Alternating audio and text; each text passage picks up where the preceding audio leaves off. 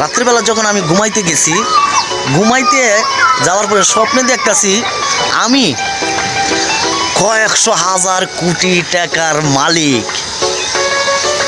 আমি দেখি যে আমার পাশে BMW গাড়ি, মানে মার্সিডিজ গাড়ি যেগুলা, সেগুলা আমার তো পুরা মনে করেন যে সিকিউরিটি গার্ড দিয়া তারপর আমার গাড়িতে উঠাইতেছে।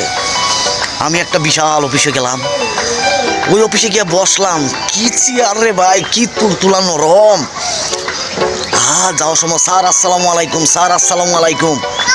আমি তো খুশিতে হাতোয়ারা, কি রে কেমনি হইলাম এত টিয়ার মালিক।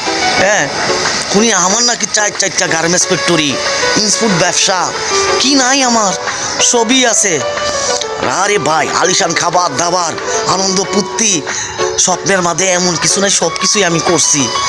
কিন্তু যখন সকাল 6টা বাজে গেছে, যখন আমার ডাক দিছে, তখন দেখি আমি খিচিরা খেতার তলে শুয়ে রয়েছি রে ভাই। সেই কষ্টটা আমি কারে দেখাই। স্বপ্নটা আমার ভাঙে গেছে। স্বপ্নটাই আমার ভালো ছিল। ওইটা দেখি এই সকালে আমার কামো যাইতে হইতেছে, দা কুদাল লইয়া কাজে যাইতে হইতেছে। কম তো ভাই, কেমন আগে এবার